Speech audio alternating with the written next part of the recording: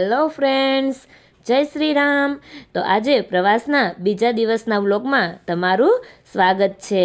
અને અહીંયા આ સ્થળ જોતાં જ તમને ખબર પડી ગઈ હશે કે અમે ક્યાં જઈ રહ્યા છીએ. હા, એકદમ સાચું, અમે જઈ રહ્યા છીએ સ્ટેચ્યુ ઓફ યુનિટી. ત્યાં પહોંચી અહીંયા અમે બધા જઈ રહ્યા છીએ લોખંડી પુરુષ એટલે કે સરદાર વલ્લભભાઈ પટેલની પ્રતિમાની તરફ. ત્યાં પહોંચી સર અને ટીચર્સ દ્વારા દરેક બાળકોને સરદાર વલ્લભભાઈ પટેલની પ્રતિમા વિશે અને નર્મદા ડેમ વિશે ઘણી બધી જાણકારી આપવામાં આવી. તો ચાલો આજે બધા કોમેન્ટ કરી દેજો કે સ્ટેચ્યુ ઓફ યુનિટીની કુલ કેટલી લંબાઈ છે.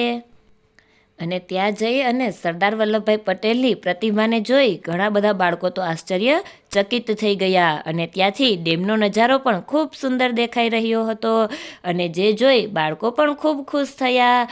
અને ત્યાર પછી અમે આવ્યા જંગલ સફારીની તરફ. વન વિભાગમાં અવનવા અને જુદા જુદા પ્રકારના પ્રાણીઓ જોઈ બાળકોના આનંદનો તો કોઈ પાર જ ના રહ્યો. કેક્ટસ ગાર્ડનમાં પણ બાળકોને જુદા જુદા કેક્ટસ જોઈને ખૂબ મજા આવી. પછી અમે નીકળી ગયા અમારા બીજા રૂટ તરફ. તો આ લોકેશન અને રસ્તો જોઈ અને ફટાફટથી ગેસ કરજો કે અમે ક્યાં જઈ રહ્યા છીએ. બાળકોની આનંદની કિલકારીઓની સાથે અમે પહોંચી ગયા પોઈચા સ્વામિનારાયણ મંદિર. ભવ્ય અને સુંદર મજાનું ગાર્ડન જોઈ બાળકોને તો મજા જ પડી ગઈ. ગાર્ડનમાં સ્થિત સ્વામિનારાયણ ભગવાનની જુદી જુદી પ્રતિમાઓ થકી થતી પ્રવૃત્તિઓથી બાળકો તો એકદમ રોમાંચિત થઈ ગયા. ત્યાર પછી અમે મંદિરમાં આવેલ પ્રદર્શન પણ ખૂબ સરસ રીતે જોયું. તેની સાથે થઈ ગયો હતો રાત્રિનો સમય અને અહીંયા રાત્રિના સમય દરમિયાન આખું મંદિર છે એ જુદી જુદી લાઇટોથી ઝગમગી રહ્યું હતું કે જે એક અલૌકિક દ્રશ્ય ઊભું કરી રહ્યું હતું.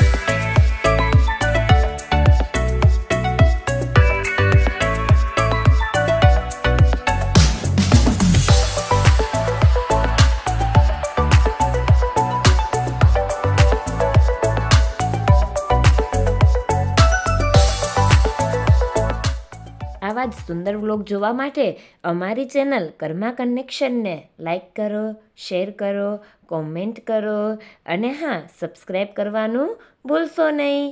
Thank you for watching. જય જય શ્રી રામ.